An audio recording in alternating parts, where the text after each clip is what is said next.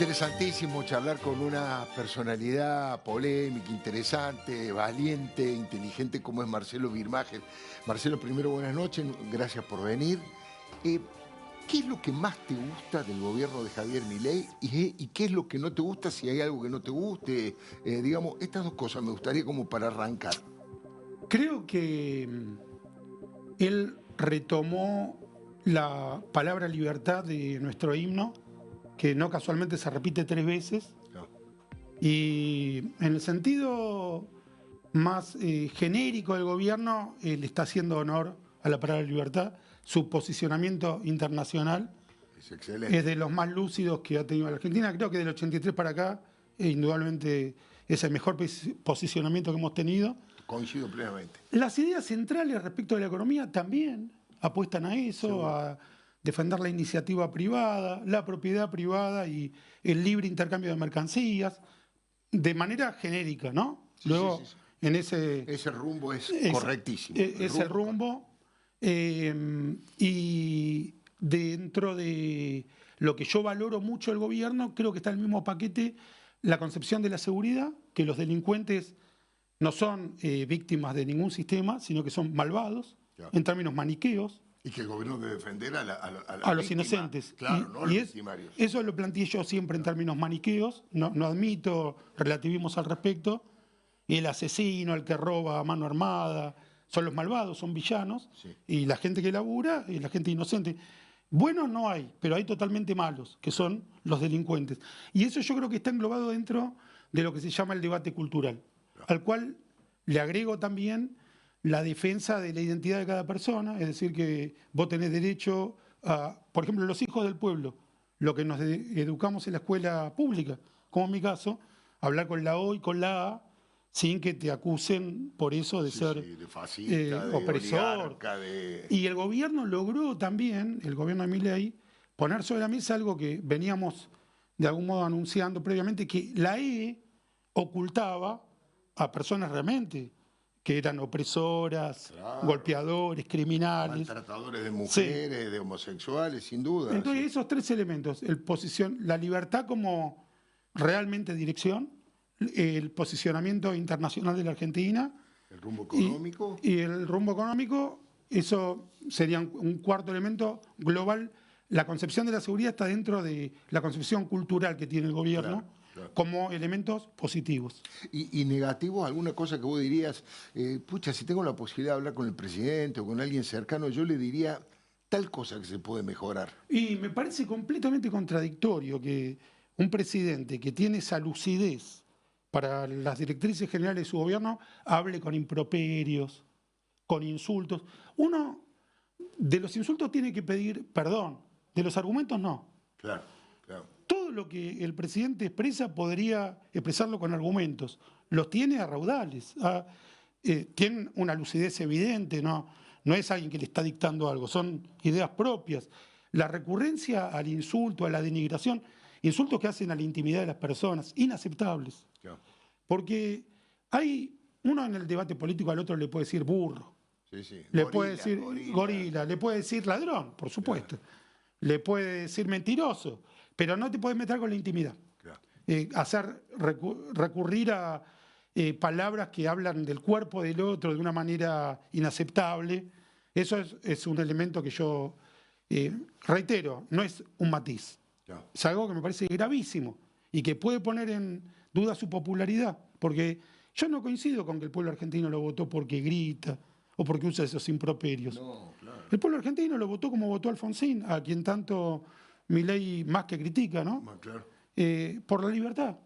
El pueblo argentino tiene un compromiso simbiótico con la libertad, que está 3 veces en nuestro himno. Ese es un elemento que yo critico, pero como algo completo, ¿no? Inaceptable. Luego, lo esotérico. Hay muchas cosas de las que dicen que no se entienden, que tienen elementos metafísicos, pero no en términos que yo comparto, hay cosas que están mal. Yo creo que eso sí estoy de acuerdo.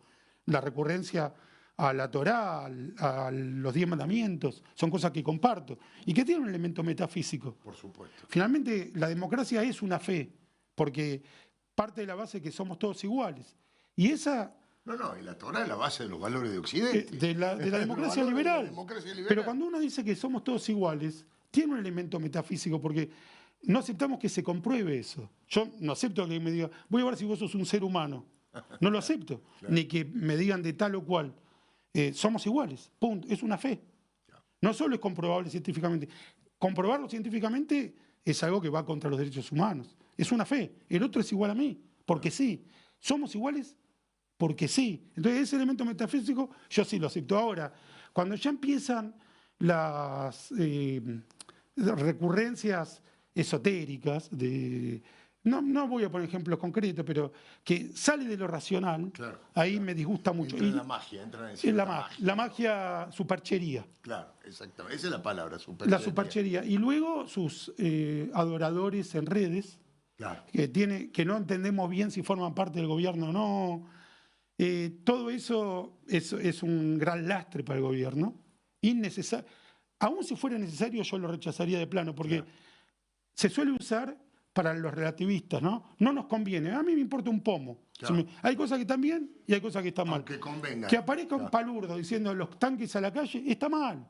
Que sea el piola. A mí no sé. Tanques de agua, diciendo Claro. tanques de agua. Jugando. Ahora, sigue habiendo una diferencia ontológica con el kirchnerismo a favor de Milei. Sí, no hay ningún mileísta que haya agarrado bolsas de excremento y haya convivido con la bolsa de excremento para ir a intimidar a la familia de un diputado. Claro. Eso solo hacen los Y kirchneristas. tampoco que hayan tomado bolsas de dinero para tirar en un monasterio, para enriquecerse de una forma descomunal como no hay antecedente en la historia argentina, como el caso de Cristina. Eso lo hacen solo los kirchneristas. Claro. Hay una muy buena nota de Eugenio Palópoli en Seúl, que a mí me gusta mucho cómo están armando la revista, que dice, tanto se acusó de que las palabras de Milei iban a llevar a la violencia, pero lo fáctico es que solo el kirchnerismo recurrió a la violencia. Sí, los que rompieron TN son los kirchneristas, Seguro. los que tiraron el excremento, y eso es muy importante. Es una chica de 30 y pico de años, Alesia Baigar, que convivió con el excremento. Claro.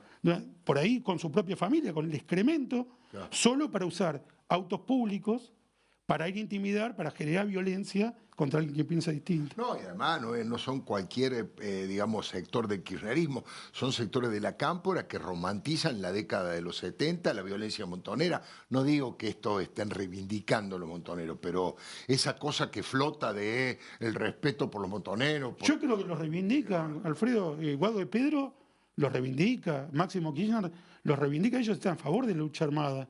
Ahora hicieron una escaramuza, en mi opinión, muy cercana a la lucha armada, al fascismo, que fue romper TN.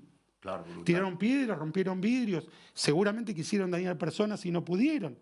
Pero si había alguien en el auto, si uno de seguridad salía a tratar de proteger el lugar, ¿sabes por qué no se produjo la violencia? Además, no eran marginales, fieritas que le daban plata para hacerlo. Eran cuadros dirigentes de primer nivel de la cámpora. Leper, no sé cómo se llama. Claro. Leper era el segundo de Guado de Pedro. Mostraron su cara, el fascismo. Sí. Venimos acá a romper todo. ¿Qué logró que no hubiera violencia contra el individuo? Y que los que estamos de este lado hacemos todo lo posible para que no. Pero no responder y no. Vos salís y ves que alguien le está tirando una piedra a tu auto. Yo no sé si te quedás tan. Vos salís y ves que alguien le está tirando excremento a la casa donde están tus hijos. Claro. ¿Cómo reacciona cada uno? Yo creo que hay que darle el premio Nobel de la Paz, porque hay otro que por ahí de una ventana tira algo y vos lo vas a acusar. No sé. Están jugando con fuego. Con tu familia están agrediendo. Están jugando con fuego. Yo creo que deberían sentirse muy aliviados a Baigar de que la metieron presa en vez de que haya recibido la respuesta de los atacados. Y ahí es donde a mí me preocupa cuando escucho mucho en la prensa de es excesivo que la pongan presa, pero entonces ¿cuál tiene que ser la respuesta? Porque vamos a suponer que lo único que tiene que hacer es pagar una multa. Sí. Yo no sé si el damnificado no prefiere decir, bueno, yo voy, le tiro yo excremento. Para que después pague la multa y después también. Con lo que ella me paga a mí, yo le pago a ella y se acabó. Además es una simbólica advertencia. Hasta acá tienen que llegar. No se les ocurra escalar en este tipo de violencia como ya lo hicieron en los 70. Hasta acá no se jode, de verdad que no se jode con la violencia. Ya bastante drama hemos tenido los argentinos Porque con eso. si es por pagar multa, uno rompe tenis y otro va y le rompe el otro. El otro canal de ellos. Y nos intercambiamos el dinero. Es la ley de la selva. Exactamente. Perdón. Marcelo, seguís muy de cerca, con mucho apasionamiento y mucha racionalidad simultáneamente, todo el conflicto en Israel, desde el ataque del 7 de octubre en Hamás, antes, por supuesto, sos un gran conocedor de la historia de Israel. ¿Qué balances estás haciendo hoy de, digamos, lo que está pasando políticamente y militarmente? ¿Está a punto de firmarse, vos creés, una suerte de acuerdo con Hamás? ¿Van a volver los 50 rehenes que todavía hay entre los muertos y los vivos? ¿Cómo la ves a eso? Muy doloroso. Con el tiempo que tenemos, quiero centrarme en cuál es la dinámica actual del conflicto. Yo creo que la gran base a favor que tiene Hamás, el grupo islamo-nazi, es la prensa del occidente liberal, que concibe el conflicto como algo entre dos partes similares o con ecuanimidad, que en este caso no aplica para nada. No. Es el conflicto de las democracias liberales contra el islamonazismo que nos quiere destruir. Claro. Te voy a dar un ejemplo bien concreto. Recientemente hubo un armado más, un tinglado de Hamás, de que dejar a su población sin agua, y que los únicos que les llevan agua son la agencia conjunta norteamericana, que reemplazó a la ONU, que era colaboracionista de los islamonazis, y en el intercambio de disparos entre Hamás e Israel, aparentemente no sabemos cuántos murieron personas que estaban paradas ahí por el agua. Ahora, eso tiene un único origen, que es que Hamás prefiere tener rehenes judíos a distribuir el agua entre su población. No hay una sola guerra, ni una, en que no haya ocurrido algo como lo que ocurrió estos días respecto de esa gente ahí. Te doy un ejemplo terrible. Cuando Israel entró en los primeros meses a Gaza para rescatar a los rehenes, murieron 3 reservistas israelíes que habían logrado escapar del cautiverio por fuego israelí accidentalmente. Fuego amigo, sí. Nadie va a creer que eso fue adrede. Claro. Es una locura. Fue una tragedia. Una tragedia. Esa tragedia es en la guerra, en cualquier guerra, en la de Ucrania y Rusia, que los diarios, que igual que yo son empáticos con Zelensky, claro, pero ahí sí están del lado de Zelensky, claro, y informan incluso con cierta incompletud por estar a favor, nunca hablan de las bajas que generan los ataques de Zelensky. Claro. No hay muertos. No hay muertos. Es la primera guerra que yo veo. No hay un diario que diga cuántos mueren cuando ataca Zelensky. En cambio, Israel solo. Judío, Zelensky. Pero por supuesto. Y no lo atacan como a Netanyahu, sí, porque no está en Israel. Claro, claro. Ahora, de Israel solo destacan cuando ocurren este tipo de tragedias. Son tragedias. La tragedia, ¿de dónde proviene? De que Hamás prefiere tener agua para ellos, suponemos que para los rehenes, en vez de para su propio pueblo. Claro, claro. Explícame, ¿por qué si un pueblo está en una situación de crisis de agua potable o de alimento, va a sostener rehenes? Claro. No tiene sentido desde el punto de partida. Vamos a suponer los sobrevivientes del accidente de Uruguay viven. Sí. Entonces de pronto encuentran agua o comida y dicen, no, vamos a agarrar al campesino, viste, que se encontraron cuando llegaron. Sí. En vez de decirle ayude, lo agarran y lo llevamos de rehén y le damos de comer a él. Un delirio absoluto. Y la prensa no lo señala. Murió tal y los rehenes. ¿Y los rehenes? ¿Por qué no decís todos los días? ¿Por qué no sueltan a los rehenes? Claro.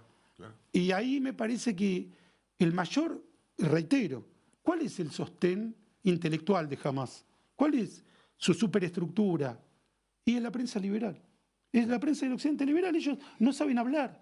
De hecho, Marcelo, todas las protestas en las capitales europeas, en las universidades norteamericanas, no se han registrado en los países árabes. En los países árabes no hay ninguna protesta a favor de Hamás. Es más, sotoboche, están a favor de Israel. Muchos de ellos, Saudita, los del acuerdo de Abraham, quieren destruir a Hamás. Los sunitas, claro, aunque no siempre los sunitas están en contra de los chiitas, pero en este caso cuando yo digo no saben hablar, me refiero a que no pueden transmitir un discurso que sea favorable al occidente liberal. Y en eso son transparentes. Ellos dicen, queremos exterminar a los judíos, queremos imponer la Sharia en el mundo. Sí. ¿Quién traduce cualquier disparate? Únicamente.